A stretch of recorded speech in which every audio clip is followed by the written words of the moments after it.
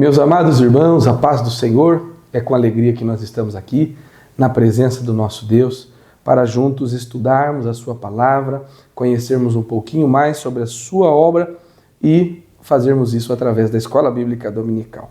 Antes de nós vermos o assunto de hoje, feche os seus olhos, nós vamos orar para que o Senhor nos abençoe nessa manhã tão agradável. Senhor, nosso Deus e nosso Pai, obrigado, Senhor, por sua presença, por sua graça, por sua misericórdia. Nós pedimos a Ti, Senhor, que fale conosco. Usa, Senhor, de maneira especial esta escola, cada professor, a nossa equipe, para que, Senhor, tenhamos um aprendizado conforme a Tua vontade. Derrame sobre nós uma porção da Tua sabedoria para compreendermos e o melhor, colocarmos em prática os Teus estatutos. É o que pedimos e agradecemos em nome de Jesus. Amém. Meus queridos irmãos, nós estamos hoje diante da lição de número 13, encerrando assim o nosso terceiro trimestre do ano de 2025. Como o tempo passa rápido, né, meus irmãos? Há longos anos estamos aqui reunidos todos os domingos para estudar a palavra de Deus e isso alegra o nosso coração. Eu gostaria de agradecer a Deus, inicialmente, e aos meus queridos irmãos, alunos, professores, amantes da Escola Bíblica Dominical, que passaram mais um trimestre aqui conosco, estudando, conhecendo a Palavra de Deus através das lições da nossa Escola Bíblica Dominical. A lição de número 13, que encerra o nosso trimestre, vai falar sobre a Assembleia de Jerusalém. A nossa leitura bíblica será feita em Atos, no capítulo 15, e neste mesmo capítulo está o nosso texto áureo, que é o versículo 28, que nos diz assim: na verdade, pareceu bem ao Espírito Santo e a nós não vos impor mais encargo algum, senão estas coisas necessárias. A nossa verdade prática diz que, em sua essência, a igreja é tanto um organismo quanto uma organização, e como tal, precisa seguir princípios e regras para funcionar plenamente. Graças a Deus, meus irmãos, por este assunto tão maravilhoso, e eu os convido, para juntos nós abrirmos a nossa Bíblia e estudarmos em Atos, no capítulo 9, no capítulo 15, e o versículo 22 até o versículo 32. Você pode pegar a sua Bíblia ou na sua própria lição da Escola Dominical, ler comigo estes versículos, que diz assim: então pareceu bem aos apóstolos e aos anciãos, com toda a igreja, eleger varões dentre eles e enviá-los com Paulo e Barnabé a Antioquia, a saber, Judas, chamado Barsabás, e Silas, varões distintos entre os irmãos. E por intermédio deles escreveram o seguinte: os apóstolos e os anciãos e os irmãos, aos irmãos dentre os gentios que estão em Antioquia, Síria, Cilícia, saúde. Porquanto ouvimos que alguns que saíram dentre nós, vos perturbaram com palavras e transtornaram a vossa alma, não lhes tendo nós dado mandamento. Pareceu-nos bem, reunidos concordemente, eleger alguns varões e enviá-los com os nossos amados Barnabé e Paulo, homens que já expuseram a vida pelo nome do Senhor Jesus Cristo. Enviamos, portanto, Judas e Silas, os quais de boca vos anunciarão também o mesmo. Na verdade, pareceu bem ao Espírito Santo e a nós não vos impor mais encargo algum, senão estas coisas necessárias: que vos abstenhais das coisas sacrificadas aos ídolos, e do sangue, e da carne sufocada, e da fornicação. Destas coisas fareis bem se vos guardardes. Bem vos vá. Tendo-se eles então despedido, partiram para Antioquia, e ajuntando a multidão, entregaram a carta. E quando a leram, alegraram-se pela exortação. Depois Judas e Silas, que também eram profetas, exortaram e confirmaram os irmãos com muitas palavras. Amém. Meus irmãos, que leitura maravilhosa, né? Como nós nos alegramos por aquilo que Deus tem feito, ao mesmo molde que fez com a igreja em Jerusalém, aquela igreja do primeiro século. Ao longo desse trimestre, nós estudamos justamente isso. Características, aspectos daquela primeira igreja, a igreja em Jerusalém, para ser transportado estes aspectos, essas características como responsabilidades para a igreja de hoje. Então nós nos alegramos e eu o convido, meu querido irmão e irmã, para recebermos o nosso professor dessa manhã, que nós cremos que Deus já preparou este assunto em seu coração de maneira muito especial. Meus amados irmãos, a paz do Senhor, espero que vocês estejam todos bem, que a gente possa gozar da nossa aula com sanidade, mentalizando pelo Espírito Santo os ensinamentos. Nós estamos nesse domingo, dia 28 de setembro, é a última lição do nosso trimestre, estamos finalizando, né? Essa é a 13ª lição.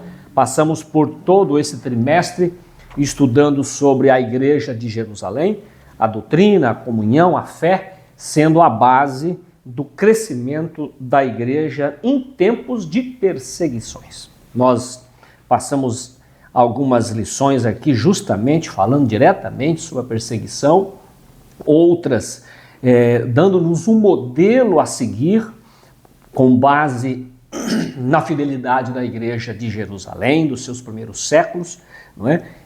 Com relação ao amor, com relação de ser cheio do Espírito Santo, com relação à pregação do Evangelho, tudo isso um modo ou um modelo a ser seguido. Na lição da semana passada, o caráter missionário da Igreja de Jerusalém. Nós, graças a Deus, a nossa igreja tem se preocupado bastante com essa questão missionária e eu sou feliz por fazer parte disso, né, porque Deus, Ele deixou-nos essa missão, o Senhor deixou-nos essa missão quando disse: ide por todo mundo e pregai o Evangelho a toda criatura. E nessa lição de número 12, só para nós fazermos um comentário, para a gente, já que estamos finalizando, né, devemos dar uma recapitulada na lição. E o caráter missionário da igreja aqui, evidentemente baseado no capítulo 11, né?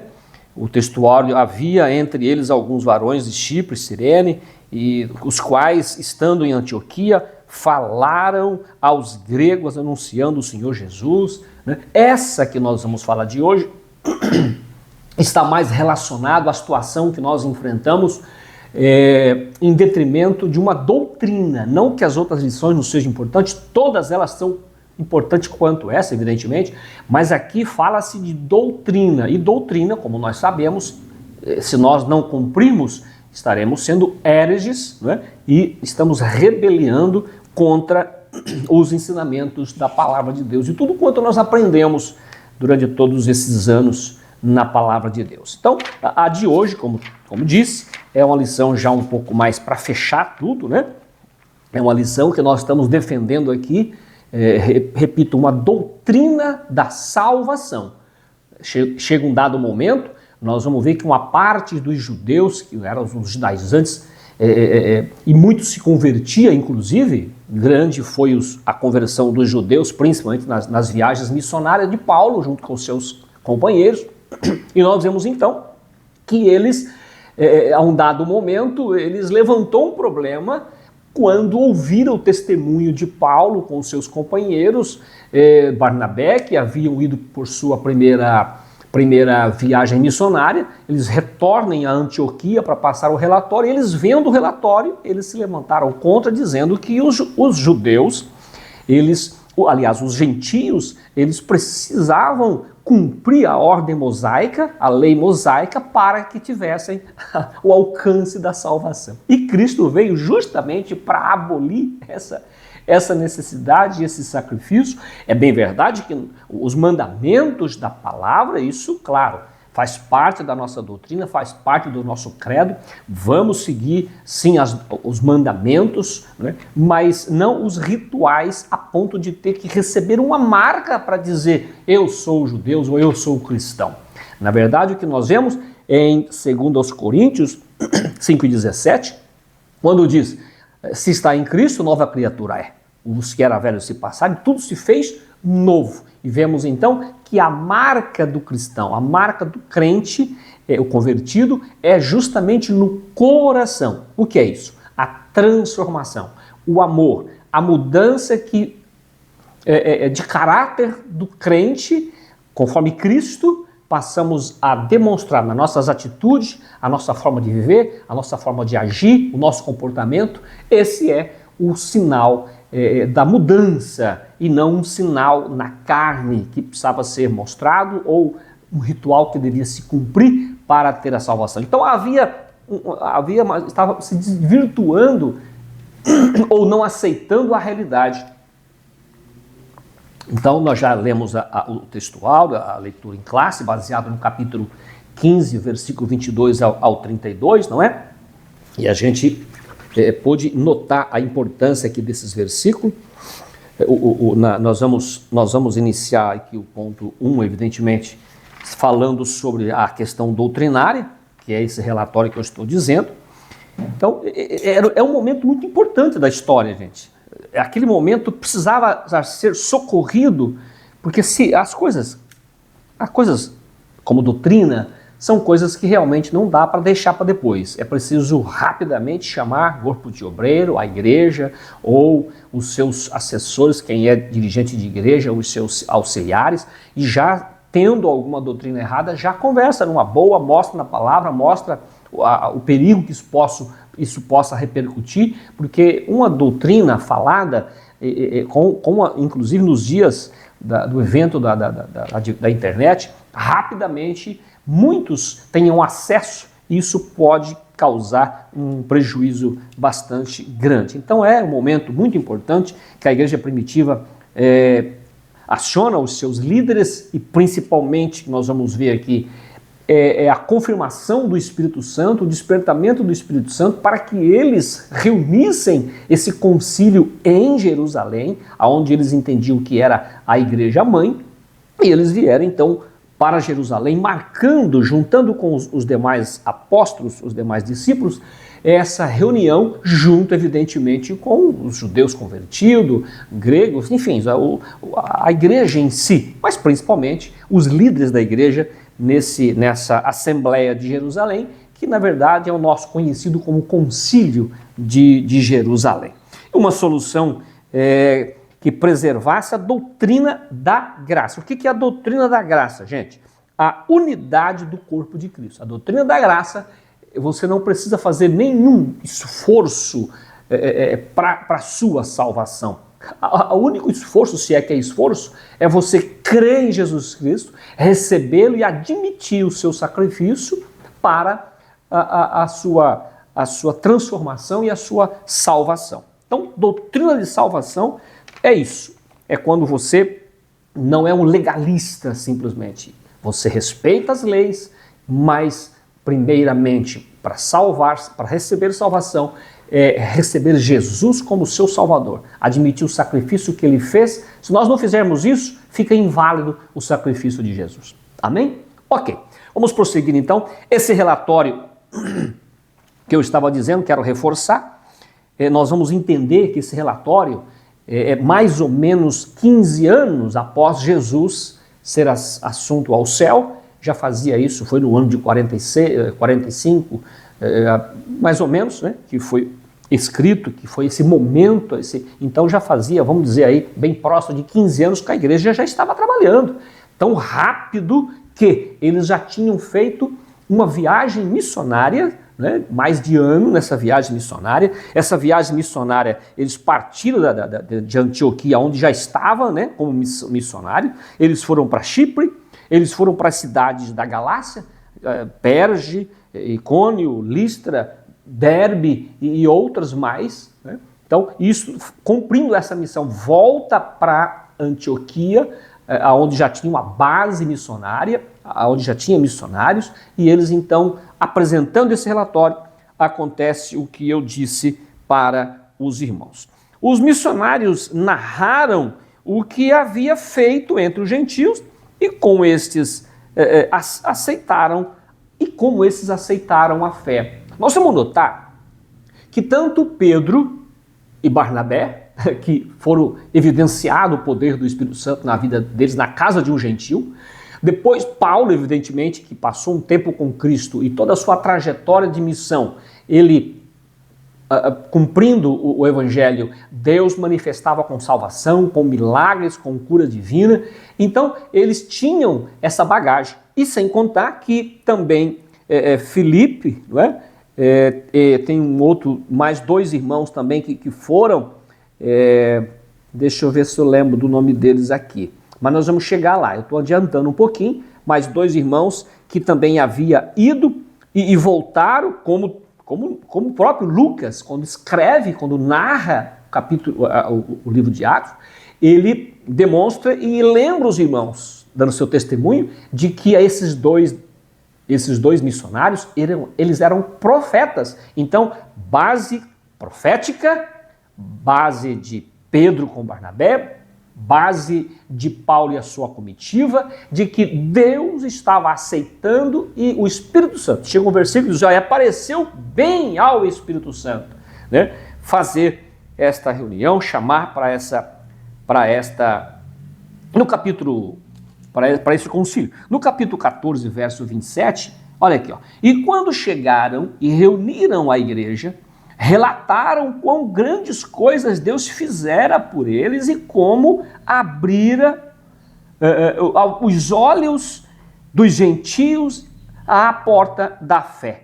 Louvado seja Deus. Então eles viam a confirmação dos milagres, a confirmação da manifestação do Espírito Santo, sem que eles precisassem ser circuncidados, que era justamente o assunto que nós estamos aqui.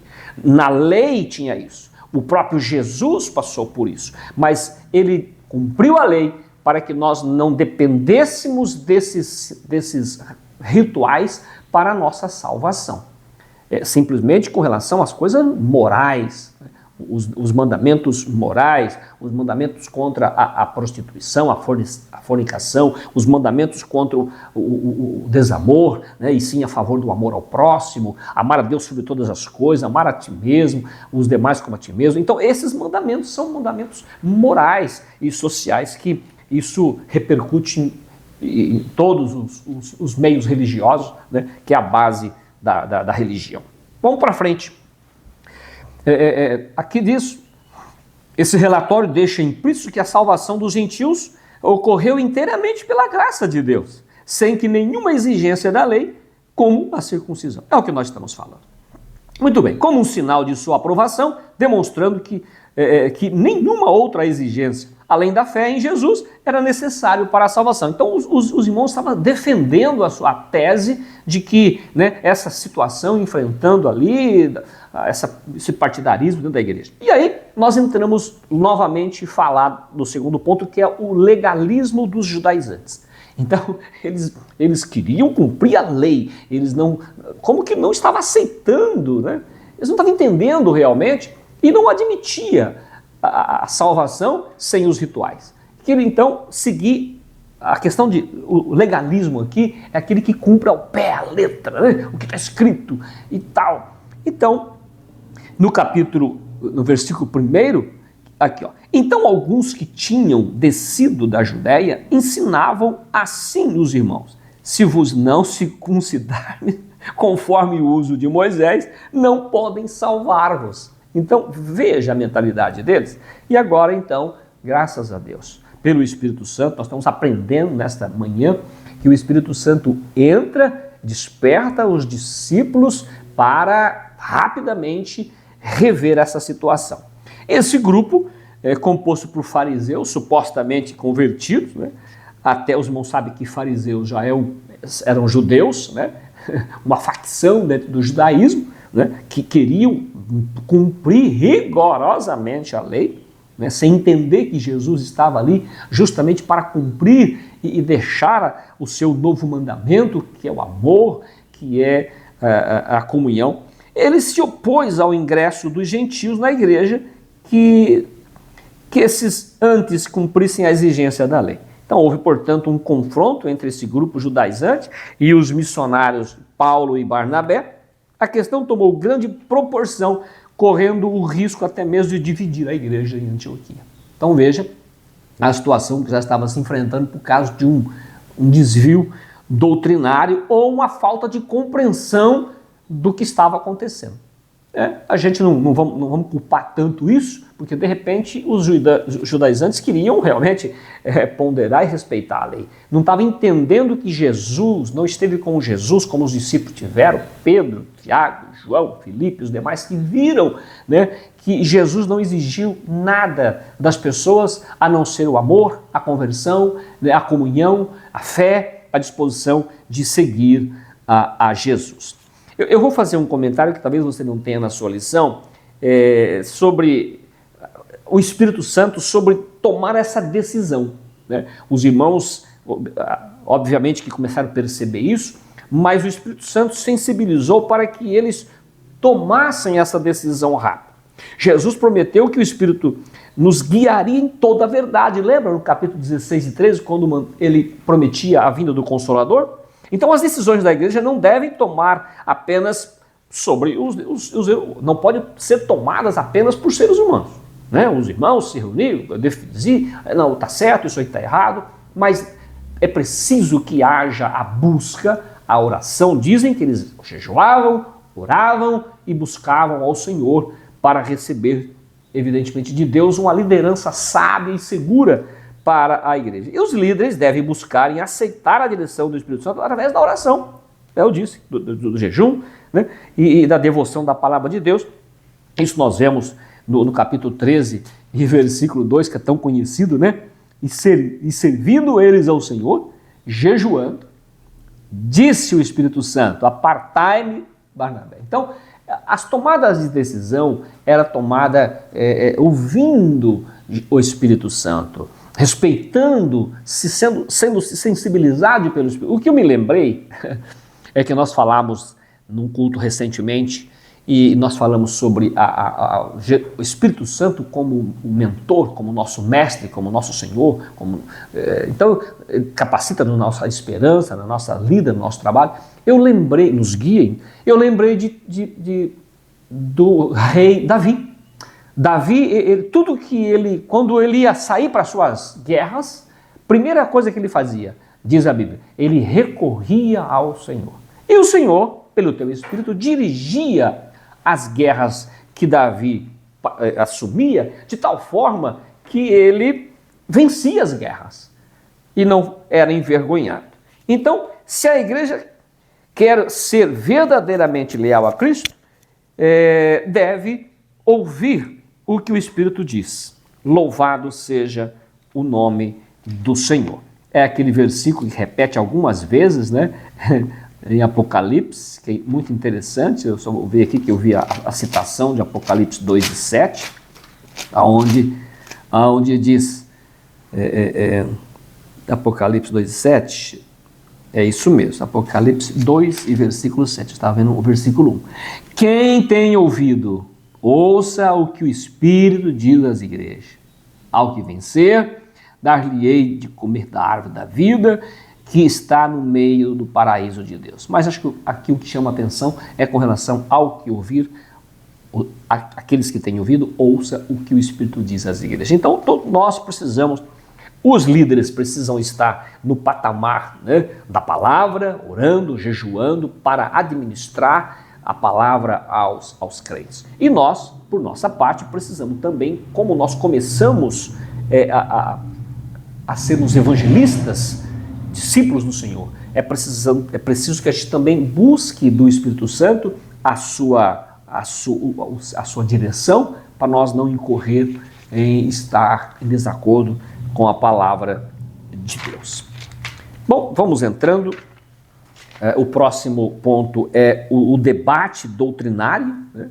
Nós estamos falando aqui que os judaizantes que ali se encontravam deixava claro que eles deveriam se circuncidar, os gentios convertidos, né? e a ordenar que eles guardassem a lei de Moisés. Tá tudo bem, eu repito, nós falamos muito bem nas leis, a lei, o versículo 5, alguns, porém, da seita dos fariseus que tinham crido e levantaram dizendo que era mister circuncidá-los e mandar-lhe que guardassem a lei de Moisés. De certa forma, parcialmente estavam corretos, mas com isso estava trazendo um problema muito grave, muito sério, que eu repito, gente, é um assunto doutrinário com relação à salvação.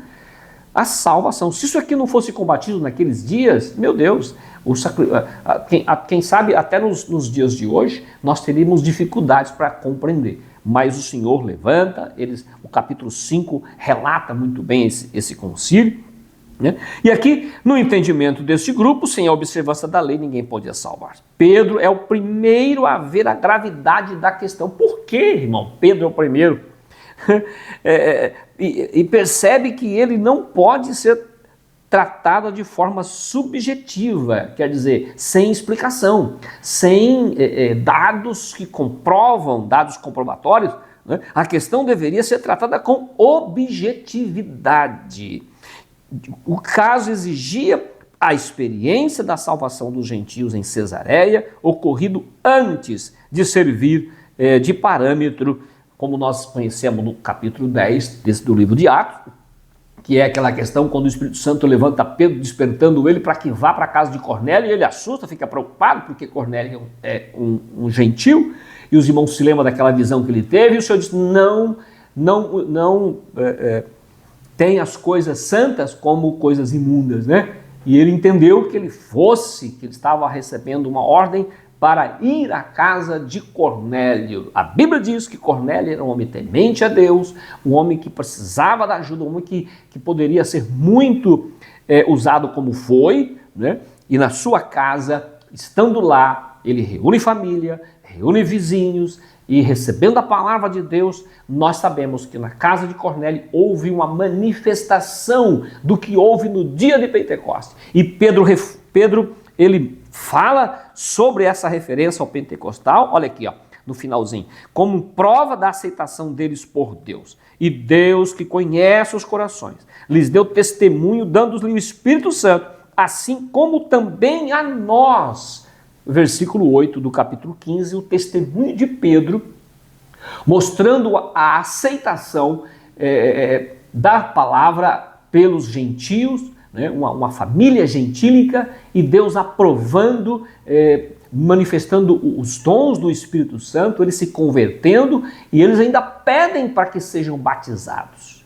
E aí então Pedro, né, e aí entra também a questão de Paulo, entra também depois aqui a tese defendida pelos irmãos que foram nessa viagem missionária, dizendo que ouviu a aceitação e muitos eram salvos e recebiam o Espírito Santo, cura e a manifestação. Que é o próximo ponto, que fala sobre a experiência do Pentecostes na fé dos gentios, né? Lá antes, em Cesareia, na casa de Cornélio, é o que nós acabamos de falar, havia tido uma experiência subjetiva, física e aceitável por todos os presentes ali. Glória a Deus. Atos 10, 44 e 46, vamos ler, não está difícil aqui, 44. E dizendo Pedro ainda estas palavras, caiu o Espírito Santo sobre todos os que ouviram a palavra. Gente, se o Senhor não estava aprovando, isso não aconteceria. E os fiéis que eram da circuncisão, todos quanto tinham vindo com Pedro, maravilharam-se de que o dom do Espírito Santo se derramasse também sobre os gentios, porque os ouviam falar as línguas e magnificar a Deus. Louvado seja. Que experiência maravilhosa, né? Pedro acabara de sair da grande manifestação do dia de Pentecostes, o poder do fogo, onde a igreja estava nascendo debaixo do poder do Pentecostes. Pedro espera que o seu argumento seja aceito da mesma forma que for aceito anos antes pelos judeus que haviam questionado a salvação dos gentios em Cesareia. Cesareia, Pedro já tinha dado esse testemunho muito vasto e com muita seriedade para que eles recebessem e entendessem que não era necessário alguns ritos mosaicos para serem salvos. Convém lembrar que esse mesmo argumento que Pedro havia sido, eu estou repetindo, né? Não, na Galácia também. Apóstolo Paulo, por ocasião de seu debate com os crentes da Galácia. Então Paulo ainda precisou Essa questão já estava indo longe. E aonde ele estava passando, ele precisava trocar esse assunto, precisava defender esse assunto. Da mesma forma ali, Paulo deixou claro que o recebimento do Espírito era um fato observável e que todos, portanto, tinham consciência de que o havia recebido. Gálatas 3 e 5, vou fazer questão de ler esse versículo. Gálatas 3 e versículo 5, o que diz? Vamos lá. Gálatas 3 e 5. Louvado seja Deus. Aqueles que de vós dá o Espírito e que opera maravilhas entre vós, o faz pelas obras da lei ou pela pregação da fé? Paulo fez uma pergunta. Vocês estão recebendo isso por cumprir a lei? Por cumprir os ensinamentos apenas? Ou vocês estão recebendo tudo isso porque vocês creram? É evidente que foi pela fé. Então a salvação é pela fé. A fé é um dom de Deus para a vida da pessoa que ouve a sua palavra.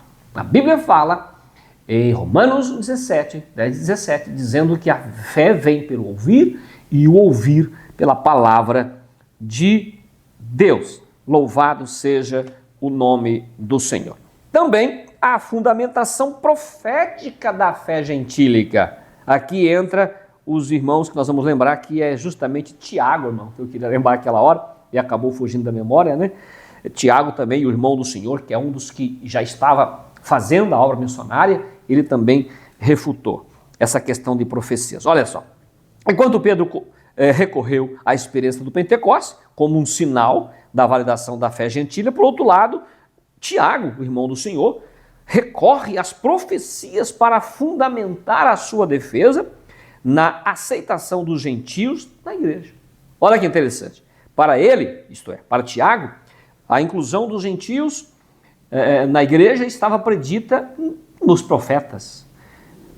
Com isso concordam as palavras dos profetas. 15 e 15 do assunto que nós estamos lendo aqui. 15 e 15, olha aqui. Não, perdão, não está no assunto. Vamos voltar aqui para lermos na Bíblia esses versículos, o 15 do capítulo 15. O argumento, então, de Filipe, 15 e 15, o versículo diz o seguinte: e com isto concordam as palavras dos profetas, como está escrito: depois disso voltarei e reedificarei o tabernáculo de Davi, que está caído. Levantá-lo-ei das suas ruínas e tornarei a edificá-lo. Para que o resto dos homens buscasse ao Senhor, e também todos os gentios sobre os quais o meu nome é invocado, diz o Senhor, que faz todas essas coisas que são conhecidas desde a eternidade. Então, existe esse plano.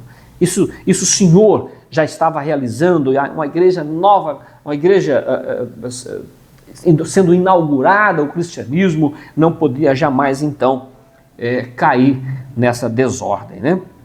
A preocupação aqui é fundamentar as evidências de que os gentios seriam aceitos por Deus. Então, meu irmão, nunca Deus escolheu um povo que seja somente aquele povo para a salvação. Ele escolheu um povo, sim, para que através deste povo as outras nações recebessem as orientações de Deus, vissem e aceitassem, admitisse Deus como Senhor e não a idolatria, o paganismo que se viu no mundo antigo. Então, repito, Deus levantou um povo, sim, na verdade, como hoje tem levantado a sua igreja.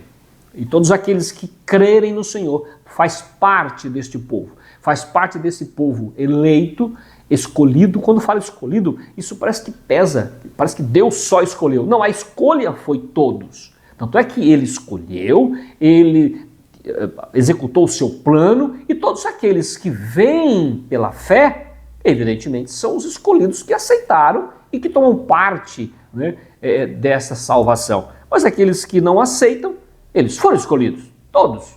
O Senhor escolheu a todos, chamou a todos. É evidente que alguns têm algumas chamadas específicas ministeriais, mas eu estou falando aqui sobre salvação. O assunto hoje é a doutrina da salvação, que não houvesse nenhum impedimento, que não houvesse nenhum atalho para termos a salvação. Eu vou ser bom, eu vou dar esmolas, eu vou fazer o bem ao próximo e com isso eu vou garantir a minha salvação. Não, isso é oriundo daqueles que são filhos de Deus. Isto é oriundo daqueles que têm a salvação, que evidentemente precisam fazer as boas obras. Mas, repito, não é isso que vai nos levar à salvação. A salvação é preciso nós crermos no sacrifício de Jesus, entregando as nossas vidas e seguir os seus ensinamentos. Aí sim, nós vamos fazer tudo isso que nós acabamos de falar, que são as obras. Jesus fez isso, Jesus mandou fazer isso. Né? Quando nós fazemos isso, nós estamos fazendo para com o Senhor. Então, Jesus disse, quando me vistes nu e não me vestiste? Quando os discípulos perguntaram para Jesus? Ele disse, quando, né?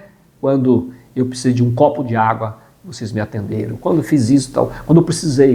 Então, quando nós temos alguém que bate a nossa porta, quando nós temos alguém da nossa família e na nossa igreja necessitado, nós não devemos ter necessitados na igreja. Necessidade, ok, quase todos têm, mas eu digo, não pode haver necessitados. O que é isso? É um necessitado sem o atendimento, um necessitado sem o socorro, um necessitado sem a ajuda dos demais. Quando há, então, nós não temos necessitados. Enfrentamos as necessidades para suprir a necessidade dos necessitados. Então aqui, aceitando que os gentios na igreja não era uma inovação sem respaldo das Escrituras, é o que o Tiago estava aqui defendendo. Pelo contrário, Deus havia mostrado aos antigos profetas que os gentios também fariam parte do seu povo. Louvado seja Deus! O alcance da salvação, ele é universal. Esse era um favor divino, fruto da sua graça, e que nada mais precisava ser acrescentado. Nós vemos aqui a síntese desse ponto, desse tópico 2, onde fala: os apóstolos usaram experiências espirituais e fundamentos proféticos para afirmar a aceitação dos gentios por Deus. Então, o argumento foi forte, o argumento foi fundamentado nessas evidências. Eu acho lindo os irmãos aqui testemunhando da sua primeira viagem missionária e dando um relato. Tem um versículo que está aqui, 14:22, parece-me, se eu não estiver, é que vem na memória agora, é Atos, não é 14, é 14:22 sim. Aqui, olha que interessante o que Paulo fazia, ele ia visitar e ele não esquecia não, gente, ele não abandonava não, ele voltava para ver como é que estava o ânimo. É quando nós aceitamos, quando nós ganhamos alguém para Jesus, irmão, quando você vai fazer visitação, você ganha uma pessoa para Jesus, não abandone ele não, fique com ele até ele se firmar, né, dessas águas batismais, faz parte do rol de membro da igreja. A hora que o irmão vê que ele já está bem, né, instruído pela palavra, ok, dá até para amenizar, partir para outra família, partir para um outro grupo para você evangelizar, e esse já vai estar, quem sabe, até te ajudando a evangelizar, né? Então, o que eu quero refutar aqui, o que eu quero discutir aqui, aconselhar, é a necessidade do acompanhamento daquele que você começa a evangelizar. E olha o que acontece aqui no versículo 22 do capítulo 14 de Atos dos Apóstolos. O Paulo volta para essas cidades, Icônio, Antioquia, Listra, aqui ó, no capítulo 21, no versículo 21, aí do 22, confirmando o ânimo dos discípulos, exortando-os a permanecer na fé, pois que por muitas tribulações nos importa entrar no reino de Deus. Ele voltava para ver como estavam os irmãos. E nós estamos aqui nesta manhã lendo, revendo ensinamentos que já fomos ensinados, para que nós não caiamos em doutrinas erradas. E não aceitamos também, né, outras doutrinas. Louvado seja o nome do Senhor. Que é a lei da graça. Gente, quando nós falamos dessa questão de legalismo, né, que se fala da liberdade cristã, Paulo nos ensinou, o próprio Jesus nos ensinou, eu tenho aqui o famoso Agostinho, né, esse grande escritor, grande homem que se levantou para defender, e aqui nós, um grande estudioso, né, da igreja antiga, ele disse uma certa vez, presta atenção, ame a Deus e faça o que quiser. Dá a impressão assim de que né, amar a Deus e pode fazer o que quiser. Na primeira vista, essa declaração parece um pouco arriscada, mas o interessante vem agora. Mas pensando bem, quem ama a Deus não vai querer desagradá-lo. É aí. Quando nós amamos a Deus, a gente não vai querer desagradá-lo.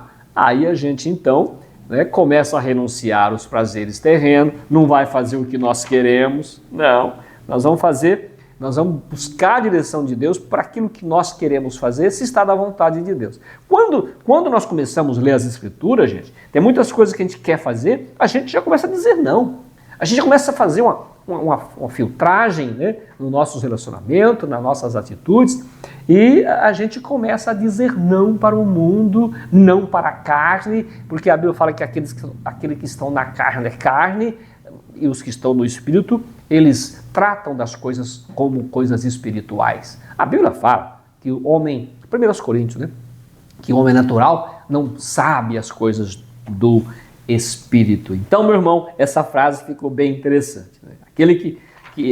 Quem não quer desagradar a Deus é evidente. Aquele que verdadeiramente ama a Deus está livre da lei e vive sobre a sua graça. Sua nova natureza espiritual não desejará fazer nada contrário à vontade revelada de Deus. Então, essa frase de Agostinho, ela não está fora, mas ele refuta depois dizendo que os que amam a Deus não querem desagradá-lo. Então, não vamos desagradar a Deus, não é? Descumprindo com a sua palavra. Para finalizar, evidente, a decisão da Assembleia de Jerusalém. Então, vamos ver qual que foi a sua decisão. O Espírito na Assembleia. É digno notar o papel do atributo do Espírito Santo na tomada de decisão da igreja. Versículo de número 28 diz: e pareceu bem ao Espírito Santo e a nós. Primazia, Espírito. Primazia, Deus. Agora nós. Louvado seja o nome do Senhor. O Espírito Santo não era apenas visto como uma doutrina na igreja, mas como uma pessoa com participação ativa nela. Louvado seja Deus. Né? Com participação ativa nela. Esse texto faz um paralelo com Atos 5,32, onde também se destaca a participação ativa do Espírito Santo à vida da igreja. Claro, e nós somos testemunhas acerca destas palavras, nós e o Espírito Santo, que Deus deu àqueles que lhe obedecem. É o versículo 32 aqui, né, do capítulo 15. Louvado seja o nome do Senhor. Judas e Silas, que também eram profetas, olha aqui, exortaram e confirmaram os irmãos com muitas palavras. E tendo-se ali algum tempo, os irmãos os deixaram voltar em paz para os apóstolos.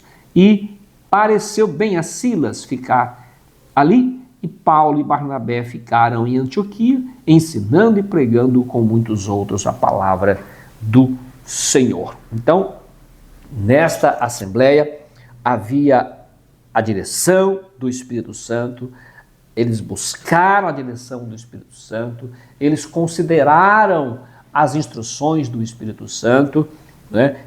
E todos diante dessas testemunhas, diante dessas defesas de grande parte dos crentes, dos discípulos, então deixaram certo essa decisão de que não precisava então ser circuncidado para ser um cristão. Mesmo sendo judeus, aqueles que estariam nascendo naquele momento ali, que eram convertidos, eles não precisavam observar esse sinal, esse rito, que era um rito mosaico. A orientação do Espírito na Assembleia.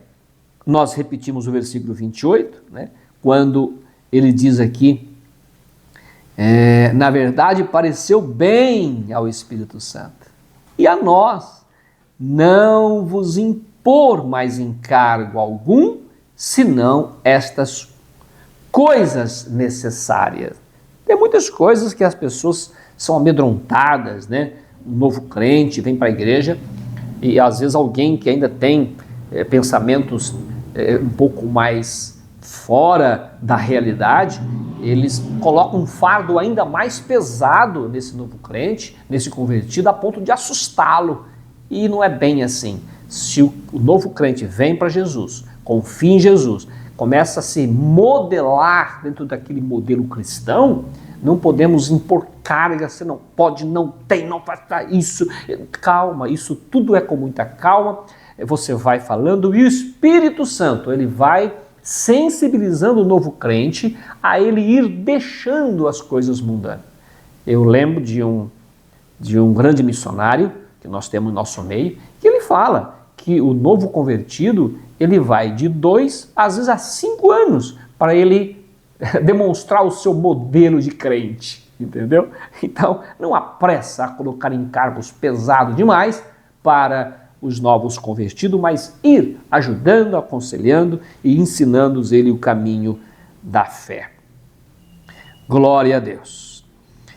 Olha aqui, também observado por Lucas, e que Judas e Silas eram profetas, e que eles fizeram parte da comissão que levou a carta com a decisão tomada pela Assembleia. Eles foram levar a carta para a igreja de Antioquia, onde estava culminando ali o problema. Indica que o Espírito Santo se manifestava na igreja por meio de seus dons, é isso que eles diziam. Isso explica porque as coisas funcionavam na primeira igreja. Essa era o padrão da igreja primitiva e deve ser também o padrão da igreja de hoje. E o parecer final da Assembleia? Nós estamos finalizando já.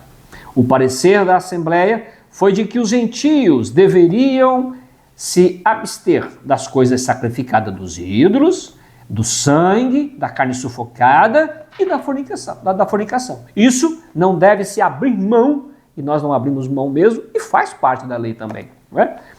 29 o versículo. Fica óbvio que a igreja procurou resolver a questão mantendo-se rigorosamente fiel à doutrina da salvação pela graça. Isto é, sem os elementos do legalismo judaico, mas evitando os extremos de rejeitar os irmãos judeus que também compartilhavam da mesma fé. O legalismo deveria ser rejeitado, os crentes judeus. E os crentes judeus? Não. Assim, ficou demonstrado que os gentios eram salvos pela graça, mas deveriam impor alguns limites à sua liberdade cristã, que é justamente o que nós estamos acabando de falar, a fim de que o convívio com seus irmãos judeus fosse conflituoso. Finalizando aqui, a síntese diz: guiada pelo Espírito Santo, a igreja decidiu preservar a graça e promover a comunhão entre os judeus e os gentios convertidos. Nós estamos com 2 minutinhos e eu quero fazer questão de ler a nossa conclusão, dizendo: a igreja sempre será desafiada a enfrentar os problemas que surgem em seu meio. No capítulo 6 de Atos, vimos como ele resolveu um conflito de natureza social. Lembra disso? Com os diáconos, com as viúvas, provocando por reclamações dos crentes helenistas, hebreus de fala grega. Assim, o problema foi de natureza doutrinária. Uma questão melindrosa que requeria muita habilidade por parte da liderança para ser resolvida. Graças ao parecer de uma liderança sábia e orientada pelo Espírito Santo, a igreja tomou a decisão certa. A unidade da igreja foi preservada e Deus foi glorificado. Amados irmãos, fechamos a nossa aula. Deus abençoe e, por certo, já no próximo domingo estaremos estudando a nossa nova lição para o nosso 4º trimestre e que isso aqui, gente, seja de muita valia para as nossas vidas, que é doutrina, comunhão e fé, base para o crescimento em meio às perseguições que nós estamos enfrentando nos dias de hoje. A paz do Senhor, fiquem com Deus. Graças a Deus, meus irmãos, que lição maravilhosa. Nós agradecemos a Deus, por usar nossos professores para nos trazer esses ensinos tão preciosos para a nossa vida, para a nossa conduta, para melhorar a qualidade do nosso relacionamento com Deus e o nosso serviço ao reino de Deus. Meus queridos irmãos, nós estamos caminhando para o final da nossa escola, nós nos alegramos pelos momentos que passamos juntos, mas antes eu quero fazer um convite especial aos meus irmãos e irmãs que porventura não nos visitaram pessoalmente, não conhecem uma das nossas igrejas, então eu gostaria de convidá-lo, você, meu querido irmão, minha querida irmã, que sempre nos acompanha aqui na Escola Bíblica Dominical, a estar presente em um dos nossos cultos, aqui no nosso templo sede. Nós temos cultos toda terça-feira, nas quintas, também aos domingos, às 17h30 e também às 19 horas. Além disso, nas nossas igrejas, nos bairros da nossa cidade, nas cidades circunvizinhas, nós temos cultos durante a semana e também no domingo, um grande culto de louvor e adoração ao Senhor. Você será muito bem-vindo e além dos nossos cultos, você pode frequentar esta Escola Bíblica Dominical em qualquer uma das nossas igrejas no domingo pela manhã, a partir das 9 horas. Eu tenho certeza, você vai sair melhor do que entrar, vai receber da parte de Deus uma palavra e dos nossos irmãos um grande abraço e uma afetuosa recepção. Que Deus possa te abençoar, que você faça uma visita e ouça a voz de Deus falando com você. Também nós que somos alunos da Escola Bíblica Dominical podemos contribuir com a obra de Deus. Os irmãos estão vendo passar aqui embaixo os números das contas da nossa igreja, a nossa chave Pix, e ali os irmãos podem enviar a sua oferta, contribuir com a obra missionária, contribuir para a manutenção da obra de Deus e assim também serem abençoados. Que Deus possa abençoar você, meu querido irmão e irmã, e eu os convido, Vamos fechar os nossos olhos, vamos interceder nesse momento para que o Senhor continue nos abençoando de maneira muito especial. Feche os olhos. Senhor, nosso Deus e Pai, obrigado, Senhor, por sua presença, por sua graça, por sua misericórdia. O Senhor é bom, a sua misericórdia dura para sempre. Nós te agradecemos, Senhor, por estarmos aqui reunidos neste momento, Senhor, aprendendo a tua palavra. Guarda a nós, cada um da equipe da Escola Dominical Online. Guarda, Senhor, cada irmão, irmã, cada professor, cada pessoa, Senhor, disposta a aprender as Sagradas Escrituras. Senhor, nos ajuda a colocar em prática cada ensino e a viver, Senhor, conforme a nossa pregação. É o que nós pedimos e agradecemos em nome de Jesus. Amém. Meus irmãos, que vocês tenham um domingo abençoado por Deus. Nós nos vemos daqui uma semana em mais uma Escola Bíblica Dominical, que os irmãos já sabem, é a maior escola do mundo. Que Deus te abençoe.